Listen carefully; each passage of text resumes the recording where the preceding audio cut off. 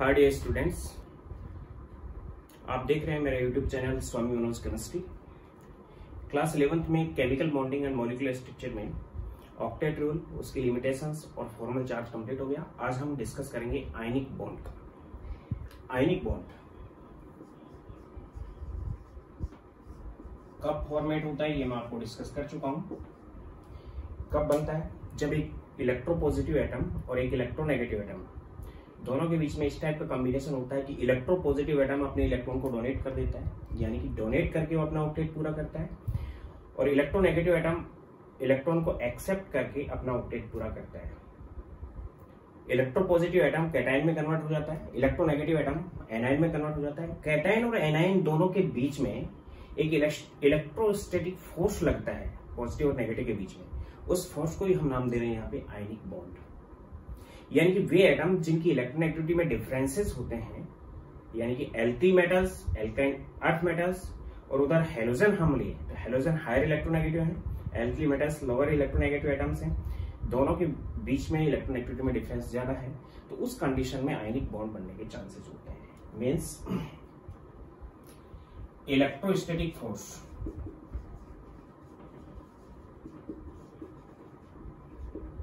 between cation and anion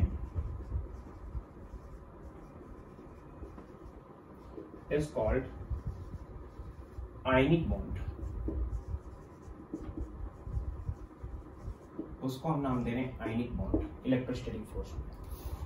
when an electropositive atom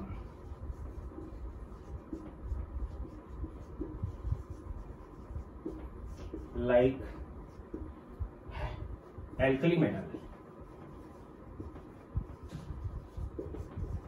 and an electronegative atom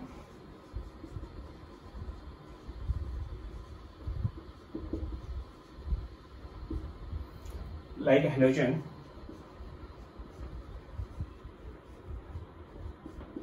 come in contact, then electropositive atom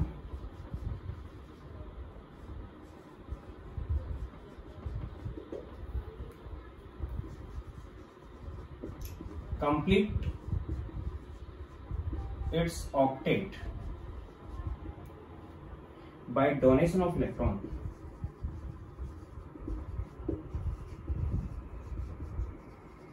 and electronegative atom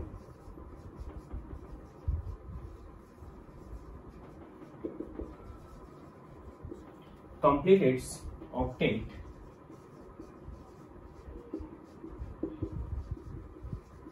by gaining of electron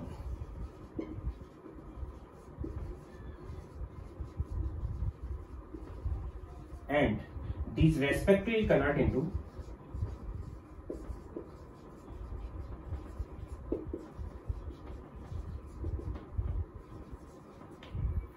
cation and anion।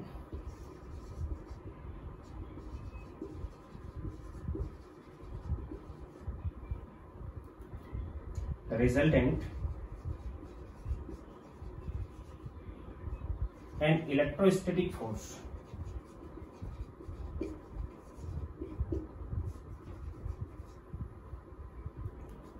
developed between them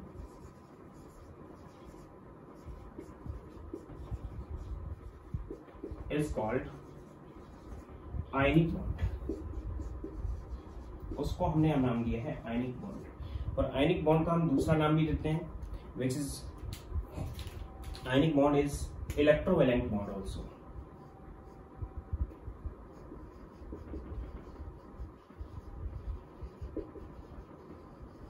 और जितने electron दिए जाते हैं या लिए जाते हैं, means transfer of electron take place between atoms in ionic bond formation।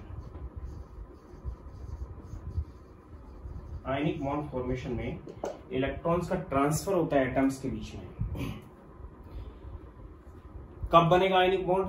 जब एक इलेक्ट्रोपॉजिटिव एटम और एक इलेक्ट्रोनेगेटिव एटम, यानी कि वे एटम्स जिनकी इलेक्ट्रोनेगेटिविटी में ज्यादा डिफरेंस होता है, उनके बीच में आयनिक बॉन्ड बनने की कंडीशन होती है। Means atoms which have greater difference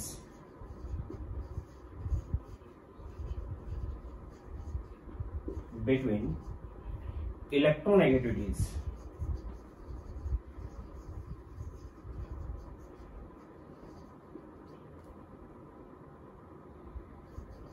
form ionic bond between them, वो आपस में आयनिक बॉन्ड बनाते हैं। और जितने इलेक्ट्रॉन का ट्रांसफर होता है उसको हम नाम देते हैं इलेक्ट्रोवैलेंसी। इलेक्ट्रोवैलेंसी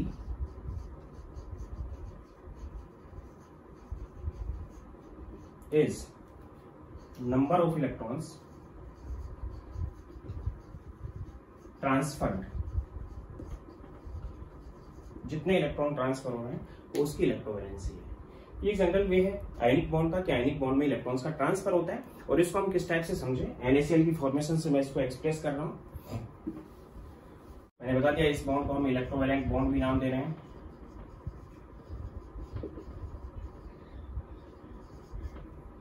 सबसे पहले मैं बात कर रहा हूं फॉर्मेशन ऑफ NaCl। NaCl की फॉर्मेशन, NaCl एक आयनिक कंपाउंड है, जनरल में यूज होता है, टेबल सॉल्ट है, सी सॉल्ट है, ऑसियन सॉल्ट है, इसको हम कई नाम दे सकते हैं NaCl को। जनरल सॉल्ट है, सिंपल सॉल्ट है, NaCl। सबसे पहले हम सोडियम की बात कर रहे हैं कि सोडियम एक एटम है। एटम के अंदर इलेक्ट्रॉन कॉन्फिगरेशन 2, 8 एंड 1 है। फर्स्ट शेल के अंदर 2 इलेक्ट्रॉन है, सेकंड शेल के अंदर 1, 2, 3, 4, 5, 6, 7 एंड 8 इलेक्ट्रॉन है, और थर्ड शेल में 1 इलेक्ट्रॉन इसमें प्रेजेंट है। सबसे पहले एक इलेक्ट्रॉन को लूज करेगा और इलेक्ट्रॉन को लूज करके अपना ऑक्टेट कंप्लीट करेगा and convert into sodium plus. First shell में 2 इलेक्ट्रॉन, सेकंड शेल में 8 इलेक्ट्रॉन होंगे। इलेक्ट्रॉन कॉन्फिगरेशन 2, 8 हो गई, ऑक्टेट कंप्लीट है इसका, और कैटायन में कन्वर्ट हो गया इलेक्ट्रॉन डोनेट करने के बाद। ये जो इलेक्ट्रॉन इसने डोनेट किया, क्लोरीन का जो एटम है Cl, जिसकी इलेक्ट्रॉन कॉन्फिगरेशन 2, 8 एंड 7 है, ऑक्टेट इनकम्प्लीट है। फर्स्ट शेल में 2 इलेक्ट्रॉन है, सेकंड में 1, 2, 3, 4, 5, 6, 7, 8 इलेक्ट्रॉन है, एंड थर्ड में 1, 2, 3, 4, 5, 6 एंड 7 इलेक्ट्रॉन है। ये इस इलेक्ट्रॉन को एक्सेप्ट करेगा, इलेक्ट्रॉन को एक्सेप्ट कर लेगा तो एक इलेक्ट्रॉन इसमें ऐड हो जाएगा and convert into Cl minus, and Cl minus electron configuration 2, 8 and 8, octet complete हो जाएगा। फर्स्ट शेल में 2 इलेक्ट्रॉन है, सेकंड शेल में 8 हैं, और थर्ड शेल में भी 8 इलेक्ट्रॉन हो चुके हैं। ये कर्नेल बन चुका, जिसको हम कोर भी नाम दे सकते हैं, कैटायन है। और ये क्या बन चुका, एनायन।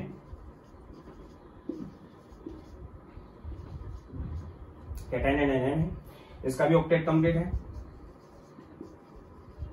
अब जो Na प्लस और Cl माइनस बन चुके हैं, Na प्लस और Cl माइनस के बीच में एक इलेक्ट्रोस्टैटिक फोर्स लगेगा,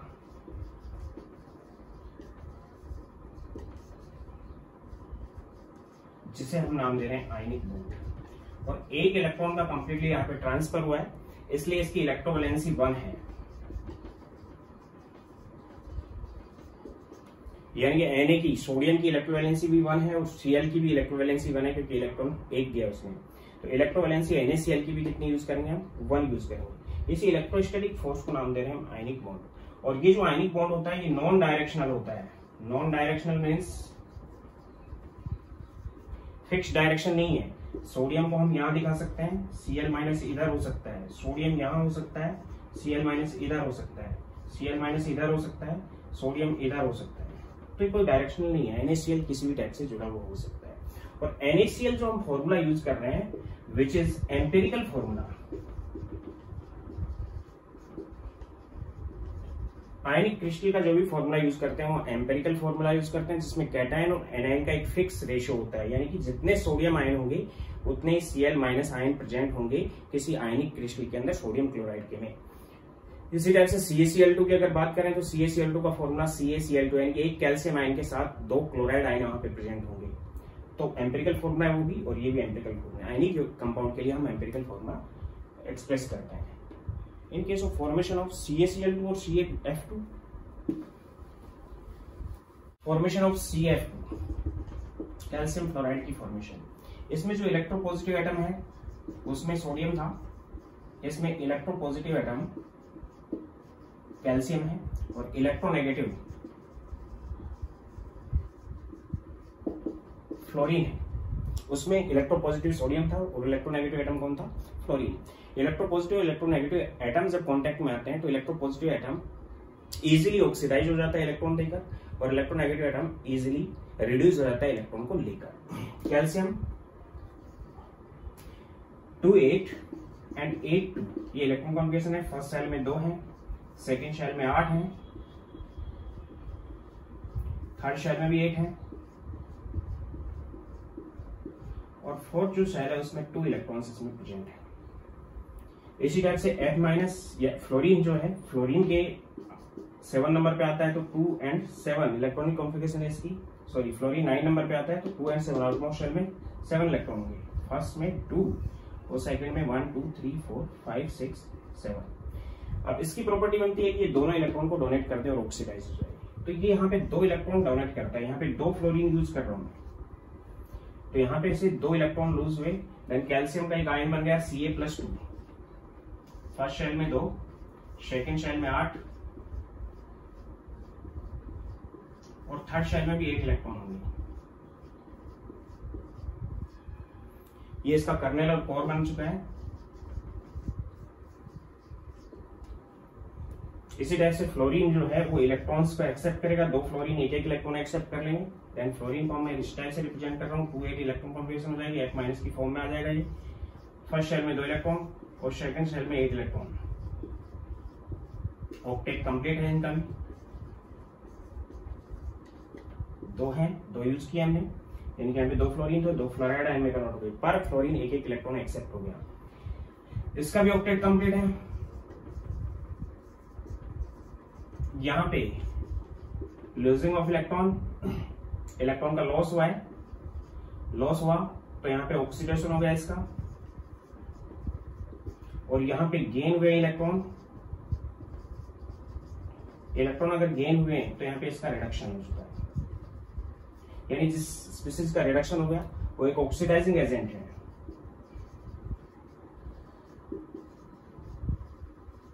और जिसका ऑक्सीडेशन हो गया वो एक रिड्यूसिंग एजेंट है। यहाँ पे कंप्लीट इलेक्ट्रॉन्स का ट्रांसफर हुआ है।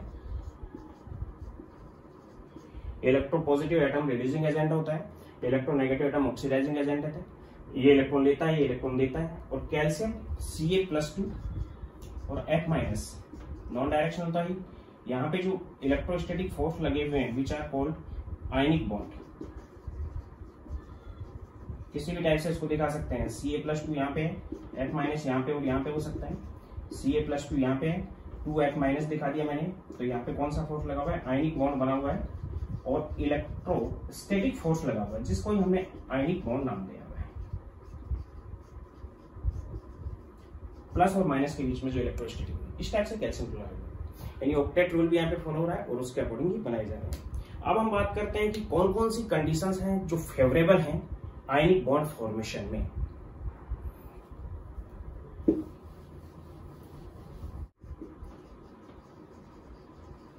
फेवरेबल कंडीशंस ऑफ इन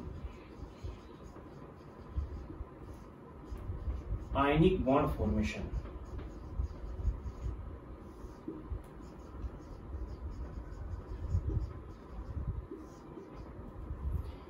एक तो है ionization potential. Number first, ionization potential जो पिछले चैप्टर में आपको बता दिया गया है, of electropositive element.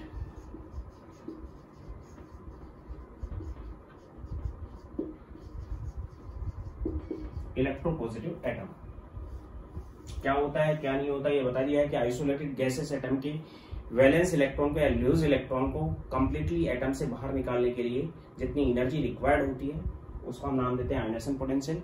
It is endothermic process. कैसी प्रोसेस है ये? एंडोथर्मिक है, यानी कि सोडियम जो इलेक्ट्रॉन NaCl की फॉर्मेशन की बात कर रहा हूं मैं, सोडियम हमने यूज किया, सोडियम को आइसोलेटेड गैसेस एटम ये यूज कर लिया हमने।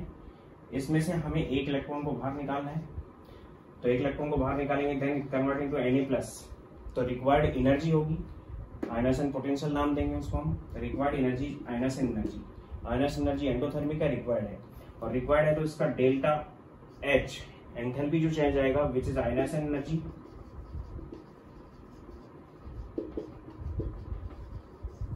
ये आइसोलेटेड गैस आयन है,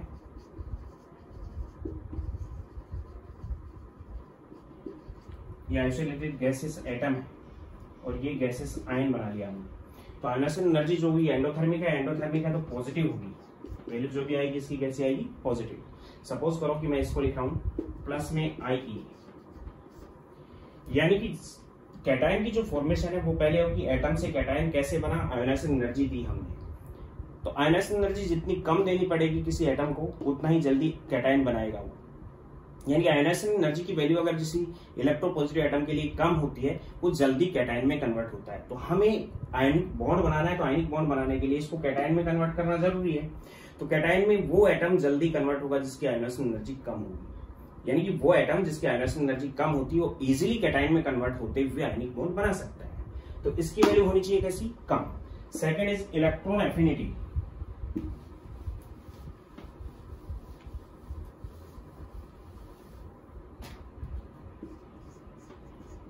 electron affinity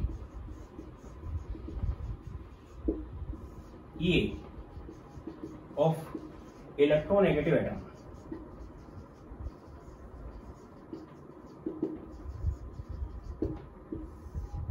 electronegative atom. Electro affinity बता रखी है। इलेक्ट्रॉन एफिनिटी क्या है कि किसी एटम का इलेक्ट्रॉन के प्रति कितना अफेक्शन है, जितना जल्दी वो इलेक्ट्रॉन को गेन करेगा एनायन बनाने के लिए उतनी ही ज्यादा हीट या एनर्जी डेवलप करेगा। It is exothermic process, process is exothermic.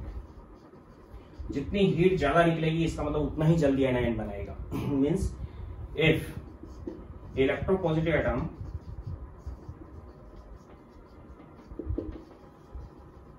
having higher electron affinity,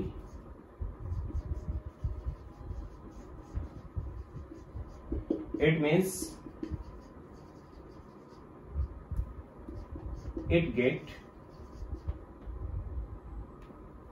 it easily convert into anion। जितनी ज्यादा इलेक्ट्रॉन एफिनिटी होगी उतना ही वो जल्दी एनायन बनाएगा, यानी कि आयनिक बॉन्ड बनाने के लिए एनायन बनना भी जरूरी है। तो वो इलेक्ट्रोनेगेटिव एटम जो इलेक्ट्रॉन लेने की टेंडेंसी ज्यादा रखता है और एनायन बनाने की टेंडेंसी ज्यादा रखता है, मींस जिसकी इलेक्ट्रॉन एफिनिटी ज्यादा है, एक्सोथर्मिक प्रोसेस है, हीट ज्यादा डेवलप कर पा रहा है इलेक्ट्रॉन को एक्सेप्ट करने के बाद, वो एटम जल्दी एनायन में कन्वर्ट होगा। यानी कैटायन में वो इलेक्ट्रोपॉजिटिव एटम जल्दी कन्वर्ट होगा जिसका आयनाइजेशन पोटेंशियल कम है, और एनायन में वो इलेक्ट्रोनेगेटिव एटम जल्दी कन्वर्ट होगा जिसका इलेक्ट्रॉन गेन एंथैल्पी ज्यादा है, या इलेक्ट्रॉन एफिनिटी क्या है उसकी ज्यादा है। हेलोजेंस की इलेक्ट्रॉन एफिनिटी ज्यादा होती है और एल्कली मेटल्स का आयनाइजेशन पोटेंशियल कम होता है, इसलिए एल्कली मेटल्स इजीली कैटायन में कन्वर्ट होते हैं और हेलोजेंस इजीली एनायन में कन्वर्ट हो जाते हैं। कैटायन और एनायन बन गए। अब इसके बाद कैटायन और एनायन का कांटेक्ट होगा, कांटेक्ट के बाद वो आयनिक कंपाउंड फॉर्मेट करते हैं। तो उसके लिए तीसरी एंथैल्पी या तीसरी एनर्जी यूज होती है which is called lattice enthalpy. उसको मैं एक्सप्लेन कर रहा हूं।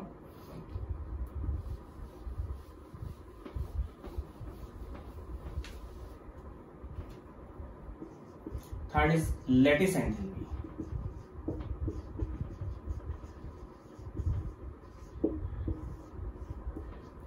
लैटिस एंथैल्पी को मैं यहाँ पे यू से नोट करूंगा। होती क्या है वो बता देता हूं मैं, कि सपोज करो Na+ बन चुका आपके पास और Cl- बन चुका आपके पास, और दोनों ही गैसेस एटम हैं, आयंस हैं। दोनों ही गैसेस आयंस जैसे ही, तो गैस का आयन है, एक कैटायन है और एक एनायन है, जैसे ही कॉन्टेक्ट में आएंगे, कॉन्टेक्ट में आने के बाद वो आपस में जुड़ेंगे, उनके बीच में इलेक्ट्रोस्टैटिक फोर्स लगेगा, और वो जो फोर्स लगा हुआ है उससे NaCl बन गया, वो भी सॉलिड। तो इस कंडीशन में जब गैस सॉलिड में कन्वर्ट होगी तो हीट या एनर्जी रिलीज करेगी, और हीट और जो एनर्जी रिलीज हुई है उस एनर्जी को ही हम नाम देते हैं लैटिस एंथैल्पी। एनर्जी को ही क्या नाम दिया हमने, लैटिस एंथैल्पी नाम दिया। अब यहाँ पे रिलीज हुई है मींस प्रोसेस कैसी होगी, एक्सोथर्मिक। प्रोसेस कैसी हो चुकी है यहाँ पे, एक्सोथर्मिक हो चुकी है, यानी डेल्टा एच की वैल्यू या डेल्टा यू की जो वैल्यू आएगी वह एक्सोथर्मिक है तो नेगेटिव आएगी, एनर्जी रिलीज हो रही है इस प्रोसेस के अंदर। तो इस कंडीशन में कैटायन भी बन गया और एनायन भी बन गया। दोनों के बनने के बाद जब सॉलिड में वो कन्वर्ट होता है, एक मोल सॉलिड, एक मोल के लिए चल गए, एक मोल यहाँ पे एटम है, एक मोल यहाँ पे सॉरी आयंस है, दोनों एक एक मोल आयंस आपस में मिलके एक मोल आयनिक सॉलिड बना रहे हैं। तो एनर्जी जो रिलीज हुई है which is called lattice enthalpy, उसको हम नाम दे रहे हैं लैटिस एंथैल्पी। यानी कि यहाँ पे क्या लिख सकता हूं मैं, द एनर्जी और heat released in formation of 1 mole of ionic solid from its gaseous ions is called lattice enthalpy। बहुत इंपॉर्टेंट एंथैल्पी है, लैटिस एनर्जी भी नाम देंगे इसको।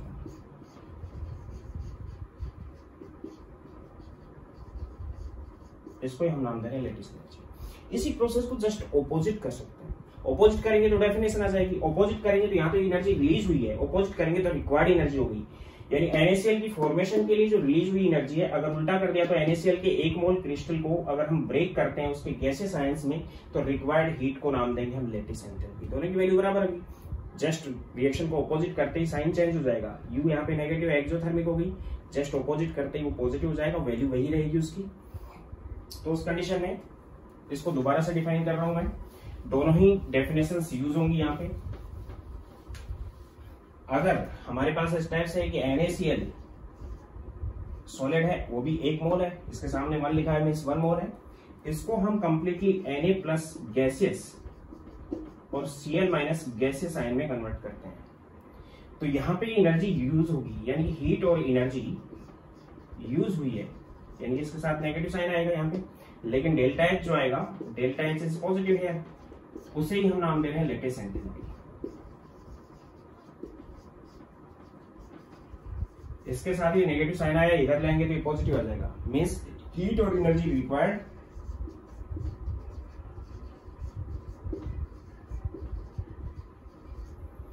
To break 1 mole of ionic crystal into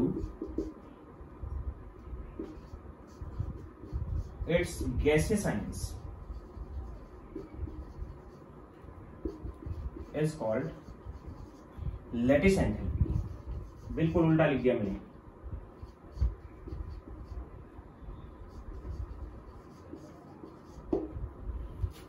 यानी कि यहां पे जो प्रोसेस है वो एंडोथर्मिक हो चुकी है,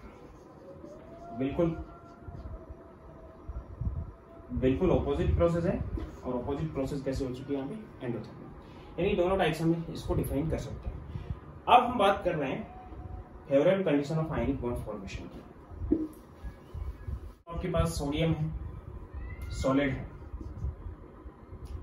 क्लोरीन है, गैसेस है, हाफ मोल यूज करेंगे यहाँ पे, कन्वर्ट इनटू NaCl सॉलिड, एक मोल सॉलिड के अंदर कन्वर्ट हुआ है, या फिर हाफ मोल को मैं Cl लिख सकता हूं यहाँ पे, गैसेस, हाफ मोल को मैंने क्या लिख दिया Cl, and it convert into NaCl। तो इस प्रोसेस के अंदर एंथैल्पी चेंज नेगेटिव आना चाहिए। इस प्रोसेस में एंथैल्पी चेंज कैसा आना चाहिए, नेगेटिव, तब आयनिक बॉन्ड बनता है। Means if it is exothermic then easily ionic bond formed।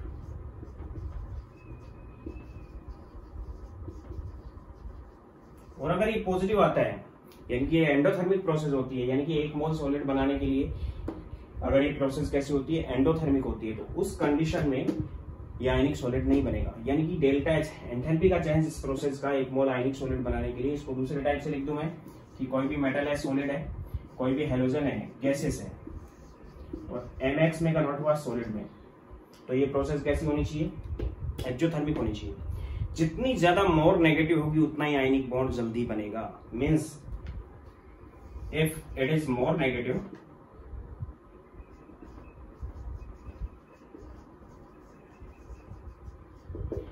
then indication of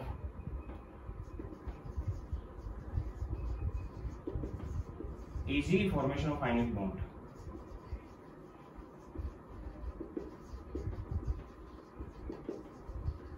ये इंडिकेशन है कि वो इजीली आयनिक बॉन्ड में कन्वर्ट होगा। यानी कि इस प्रोसेस के अंदर एक मोर आयनिक सॉलिड की फॉर्मेशन में अगर एंथैल्पी चेंज मोर नेगेटिव है तो जल्दी बनेगा आयनिक बॉन्ड, और अगर लेस नेगेटिव है तो स्लो बनेगा, और अगर ये पॉजिटिव है तो आयनिक बॉन्ड वहां पे फॉर्मेट नहीं होगा।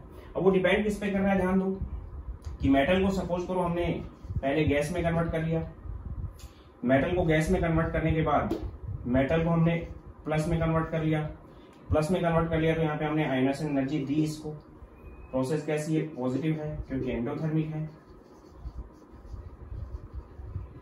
एक इलेक्ट्रॉन इसने इसको दे दिया, ये कन्वर्ट हुआ x माइनस में इलेक्ट्रॉन लेके, यहां से इलेक्ट्रॉन निकला जिसको इसने ले लिया, किसमें कन्वर्ट हुआ x माइनस में, तो यहाँ पे एक एनर्जी निकली इलेक्ट्रॉन एफिनिटी, और इलेक्ट्रॉन एफिनिटी जो एनर्जी निकली वो कैसी है, एक्सोथर्मिक है, तो वैल्यू कैसी होगी, नेगेटिव। अब m plus gaseous x minus gaseous, इन दोनों के मिलने से mx बना, तो यहां से लेटिस एंथैल्पी रिलीज हुई U रिलीज हुई है। ये प्रोसेस कैसी है, एक्सोथर्मिक। अभी बता दिया मैंने, एंडो भी हो सकती है और एक्सोथर्मिक भी हो सकती है। यहाँ पे एक्सोथर्मिक है, गैसियस आयन से एक मोर आयनिक सॉलिड बन रहा है, यानी कि तीन एनर्जी यहाँ पे यूज हुई है। एक तो इलेक्ट्रॉन गेन एंथैल्पी, एक हुई आयनाइजेशन एनर्जी, एक हुई लैटिस एंथैल्पी। यानी कि डेल्टा एच डिपेंड किस पे करेगा, ionization energy of metal, electron gain enthalpy of non metal and lattice enthalpy of metallic solid, lattice enthalpy of ionic solid, उस पर डिपेंड करेगा। ये भी एक्सोथर्मिक है, ये भी एक्सोथर्मिक है, और ये कैसी है, एंडोथर्मिक है। इसकी वैल्यू कम होनी चाहिए क्योंकि पॉजिटिव आ रही है, इसकी और इसकी वैल्यू ज्यादा होनी चाहिए तो ये मोर नेगेटिव होगा। मींस फाइनली आपके पास आ गया क्या कि डेल्टा एच जो है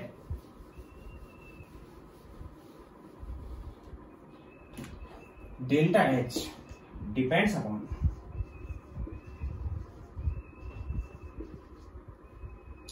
आयनाइजेशन एनर्जी ऑफ मेटल और नॉन मेटल के बीच में आयनिक बॉन्ड बनता है, electron affinity of non metal जो होती है वो इलेक्ट्रोपॉजिटिव एटम होती है,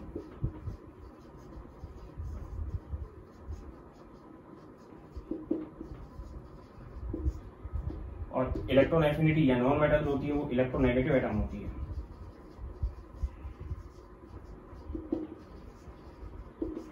and lattice enthalpy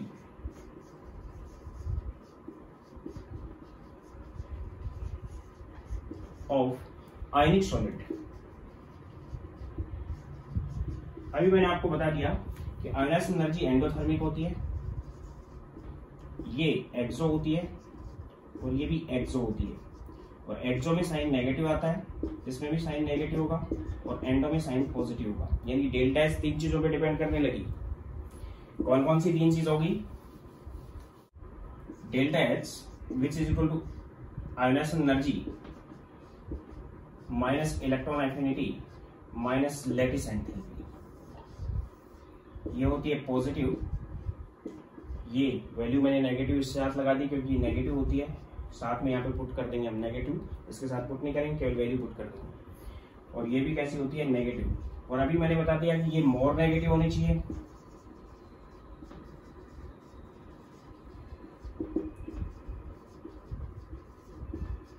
ionic bond को इजीली फॉर्मेट करने के लिए, ड्यू टू इजीली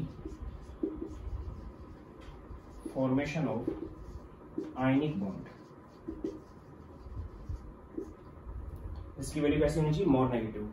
ये मोर नेगेटिव कब होगी, व्हेन IE इज लिस्ट, जब पॉजिटिव वैल्यू कम होगी, EA and U are higher. अगर इन दोनों की वैल्यूज ज्यादा होगी, मोड्स की बात कर रहा हूं, मोड्स का मतलब केवल वैल्यूज, EA और U की वैल्यू अगर ज्यादा हुई और I की वैल्यू कम हुई तो डेल्टा एच मोर नेगेटिव होगा, और डेल्टा एच मोर नेगेटिव होगा तो इजीली आयनिक बॉन्ड फॉर्मेट होगा। मींस क्या क्या कंडीशंस आ गई, favourable condition, ionic bond easily formed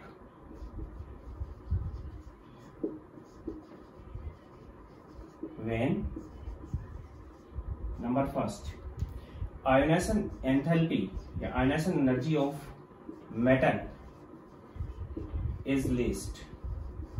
ionization energy metal की कम होगी, मीन्स पॉजिटिव वैल्यू कम होगी. Second, electron affinity of non metal is higher, and third is lattice enthalpy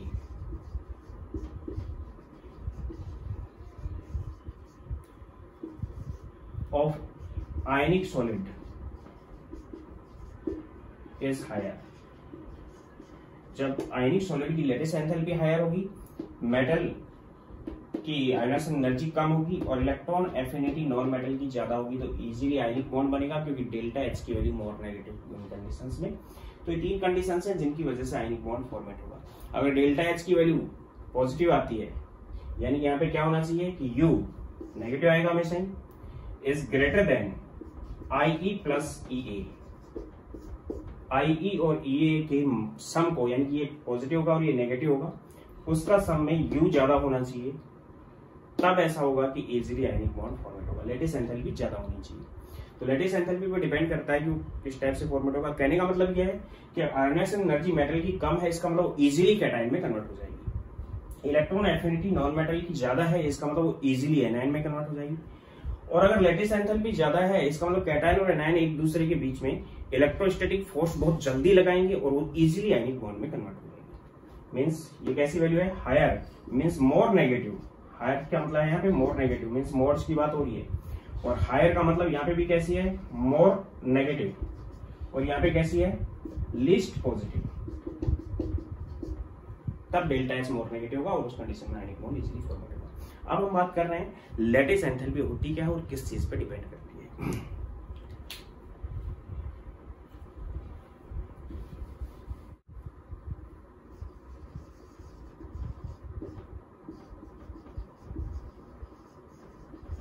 lettuce enthalpy you मैं आपको बता चुका हूं कि क्या है. दो टाइप से इसको एक्सप्रेस कर सकते हैं. एम प्लस जेड या प्लस जेड यूज कर लिया मैंने, गैसेस है, प्लस में एक्स नॉन मेटल है, माइनस जेड और गैसेस है. दोनों को आपस में कॉम्बिनेशन हुआ and converting to M Z, क्योंकि sorry M X, it convert into M X, क्योंकि जेड नीचे आ गया और जेड नीचे आ गया, आपस में कैंसिल कर दिया. और ये कैसा बनना चाहिए? सॉलिड. तो यहाँ पे डेल्टा एच की वैल्यू कैसे होगी? नेगेटिव. और इसे ही क्या नाम देंगे हम? Lettuce enthalpy. और डिनोट करेंगे इसको हम यू से. इसी टाइप से इसको जस्ट ऑपोजिट कर दिया हमने. तो एम एक्स प्लस में यू, लेटिस एंथैल्पी इसको दी, सॉलिड था, इसको ब्रेक किया हमने एम प्लस जेड गैसेस में और एक्स माइनस जेड गैसेस में. तो यहां पे जो यूज्ड एनर्जी है और हीट है, विच इज लेटिस एंथैल्पी,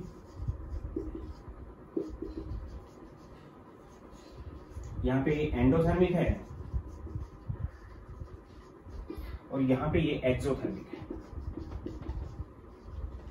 इसलिए यहां पे वैल्यू नेगेटिव होगी और यहां पे वैल्यू कैसी हो जाएगी? पॉजिटिव. वैल्यू वही रहेगी. सपोज करो कि इसकी 100 वैल्यू है, तो यहाँ पे वैल्यू तो 100 ही रहेगी, वहां पे नेगेटिव रहेगी और यहाँ पे क्या रहेगी? पॉजिटिव. अब ये चीज डिपेंड किस पे करेगी? ये मैंने आपको बता दिया कि easily formation of ionic bond, यानी कि चार्ज आपस में है तो इनके चार्ज पे डिपेंड करेगी. जितना ज्यादा चार्ज होगा उतना ही जल्दी आयनिक बॉन्ड बनेगा, क्योंकि इलेक्ट्रोस्टैटिक फोर्स ज्यादा लगेगा. यानी कैटायन और एनायन कितना एक दूसरे से अट्रैक्ट कर रहे हैं, तो अट्रैक्शन की उनकी क्या एनर्जी है, उनकी रिपल्सन की क्या एनर्जी है, उन दोनों पे डिपेंड करती है. तो रिपल्सन की एनर्जी बहुत कम होनी चाहिए और अट्रैक्शन की एनर्जी बहुत ज्यादा होनी चाहिए, तो लेटिस एंथैल्पी ज्यादा होगी. यानी कि लेटिस एंथैल्पी जितना ज्यादा अट्रैक्शन होगा उतनी लेटिस एंथैल्पी इसमें ज्यादा होगी. और लेटिस एंथैल्पी जितनी ज्यादा होगी उतना ही उसको ब्रेक करने में यूज हुई हीट भी क्या होगी? यहाँ पे ज्यादा होगी. तो लेटिस एंथैल्पी की वैल्यू यहाँ पे ज्यादा होगी.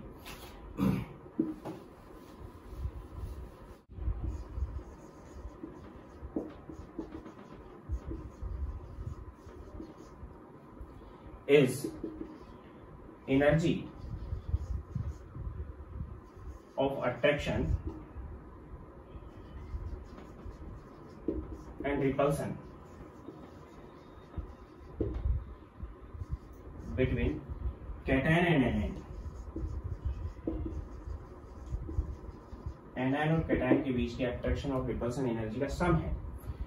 एनर्जी सम ऑफ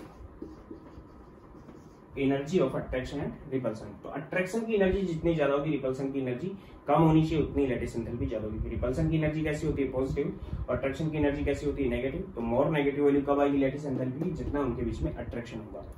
इसको हम इस टाइप से नोट कर सकते हैं कि U is directly proportional to, U is lattice enthalpy which is directly proportional to 1 upon R positive plus R negative, और U is directly proportional to E square,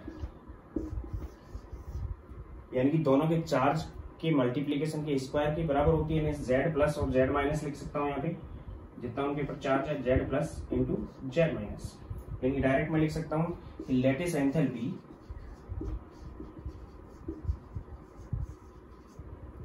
is directly proportional to product of charges, charges के product के directly proportional होगी। दूसरी condition में यहां पे ले सकता हूं कि जो लैटिस एंथैल्पी है is directly proportional to 1 upon size of ion, ions के साइज के जितना ज्यादा बड़ा साइज होगा उतनी लैटिस एंथैल्पी कम हो जाएगी, क्योंकि लैटिस एंथैल्पी है क्या? अट्रैक्शन। साइज जितना आयन का बड़ा होगा उतना न्यूक्लियस बाहर के इलेक्ट्रॉन को इतना ज्यादा अट्रैक्ट नहीं कर पाता, क्योंकि न्यूक्लियस अट्रैक्शन पे डिपेंड कर रहा है।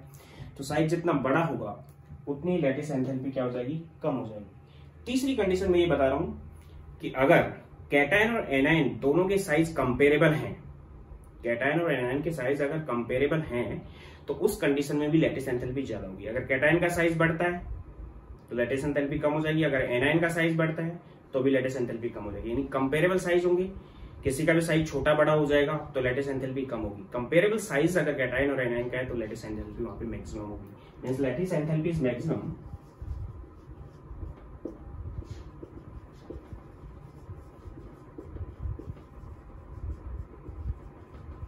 when cation and anion are comparable in size। जब साइज में कंपेरेबल है तब ऐसा होगा। अब रही बात यह कि अगर कैटायन और एनायन दोनों के साइज बढ़ते हैं तो यहाँ पे क्या इफेक्ट होगा वो बता रहा हूं। मैंने आपको बता दिया कि लैटिस एंथैल्पी है वो डायरेक्टली प्रोपोर्शनल किसके होती है? 1 upon R plus 1 upon R minus. अगर हम देखते हैं कैटायन का साइज बहुत छोटा होता है और एनायन का साइज क्या होता है? बड़ा होता है। कैटायन के साइज में अगर बढ़ोतरी होती है तो इस पे कोई इतना इफेक्ट नहीं पड़ेगा, कैटायन का साइज छोटा होता है, और एनायन का साइज बड़ा होता है और अगर ये और बढ़ जाता है तो लैटिस एंथैल्पी ज्यादा अफेक्ट होती है एनायन के साइज से। मीन्स वेन, क्योंकि 1 अपॉन R प्लस R है तो इसकी और इसकी वैल्यू कंपेयर करें तो इसकी वैल्यू ज्यादा होती है, इसकी वैल्यू ज्यादा होती है और इसकी कम होती है। कैटायन के साइज, कैटायन की रेडियस कम होती है और एनायन की रेडियस क्या होती है? ज्यादा। कैटायन के साइज में अगर बढ़ोतरी होती है तो उस कंडीशन में लैटिस एंथैल्पी पे कोई ज्यादा इफेक्ट नहीं पड़ता, लेकिन एनायन के साइज में अगर बढ़ोतरी होती है तो दोनों का सम बढ़ जाएगा, तो उस कंडीशन में लैटिस एंथैल्पी ज्यादा इफेक्ट होती है। When cationic size increase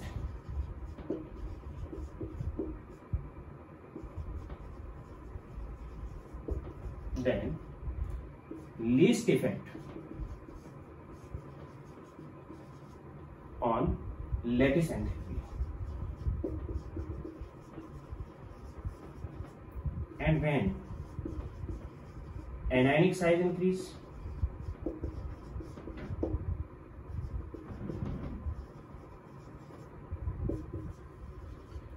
then strong effect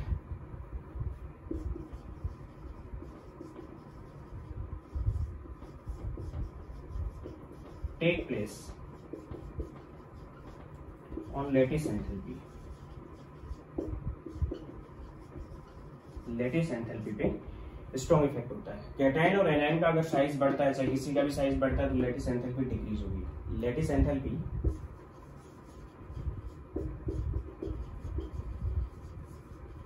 decreased when cationic और एनायनिक साइज इंक्रीज्ड।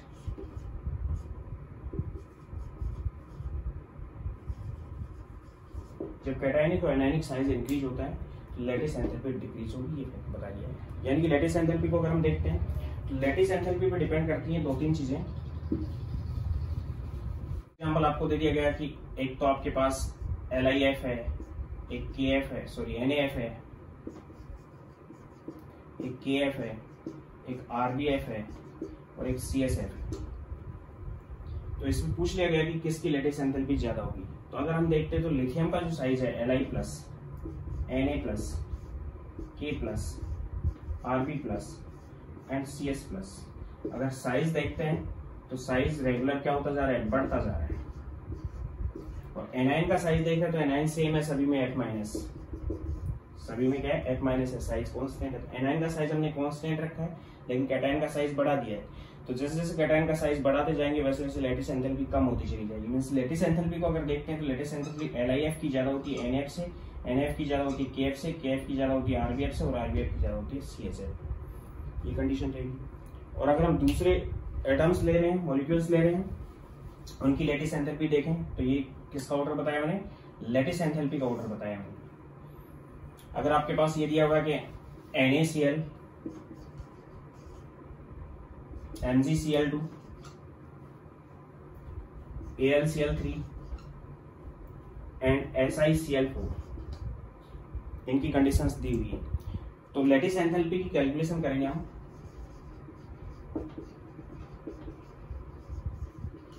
तो हेलोजन सेम है और कैटायन का साइज डिक्रीज होता जा रहा है, क्योंकि कैटायन यहाँ पे Na+ में है, यहाँ पे Mg+2 है, यहाँ पे Al+3 है और यहाँ पे Si+4 है।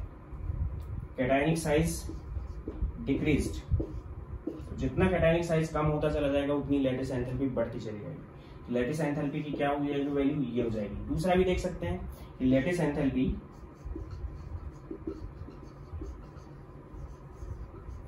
Is directly proportional to product of charges. Charges का प्रोडक्ट है, तो अगर यहाँ पे देखें तो इसका +1 और इसका -1 है। प्रोडक्ट ऑफ चार्जेस क्या आ गया, 1:1। केवल चार्जेस का प्रोडक्ट देखना है हमें, साइन नहीं देखना है। यहाँ पे अगर देखें तो इसका +2 है और इसका -1 है, 2:1। यहाँ पे देखें तो इसका +3 है, उसका -1 है, 3:1। यहाँ पे देखें तो +4 है और -1 है, 4:1। यानी कि इसकी 4:1 वैल्यू 4 आ गई। प्रोडक्ट 4 है, इसका 3 है, इसका 2 है और इसका 1 है। लैटिस एंथैल्पी प्रोडक्ट जिसका ज्यादा होगा उसकी ज्यादा होगी। तो लैटिस एंथैल्पी इसकी ज्यादा हो गई, इसकी सबसे कम हो गई।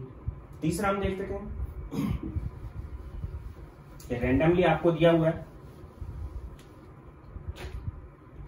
आपको दे दिया गया Na2O, Al2O3, MgO,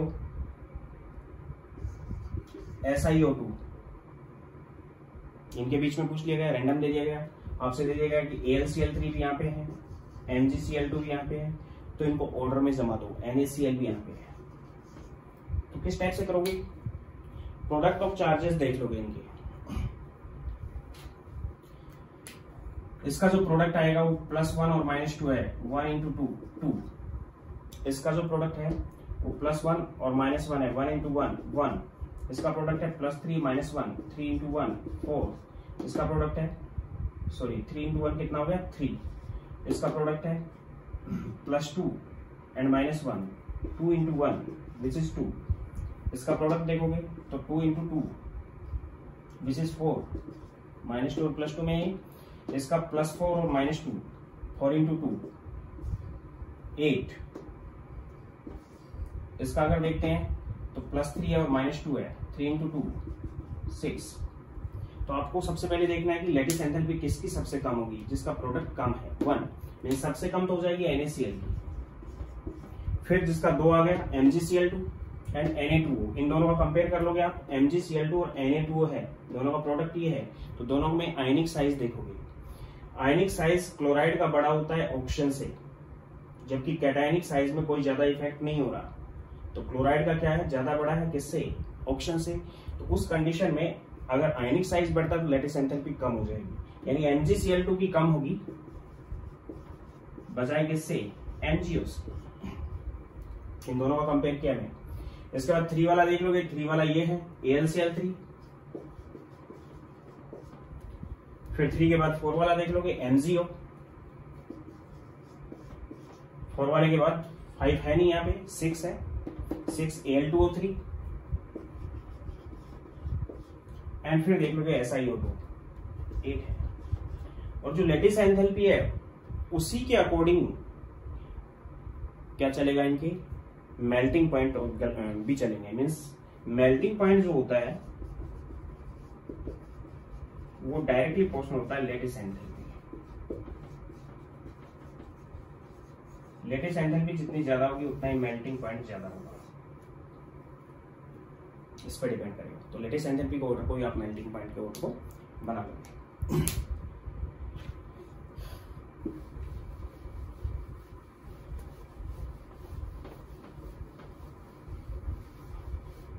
इससे नेक्स्ट लेक्चर में बात कर रहा हूँ कि लेटिस एंथैल्पी की कैलकुलेशन कैसे करते हैं बोर्न-हेबर साइकिल से, और कैलकुलेशन के बाद लेटिस एंथैल्पी पे क्या क्या चीजें डिपेंड करती हैं उन चीजों को मैं एक्सप्लेन करूंगा, और लेटिस एंथैल्पी किन चीजों पर डिपेंड करती है उनको एक्सप्लेन करूंगा आयनिक बॉन्ड में ही नेक्स्ट लेक्चर।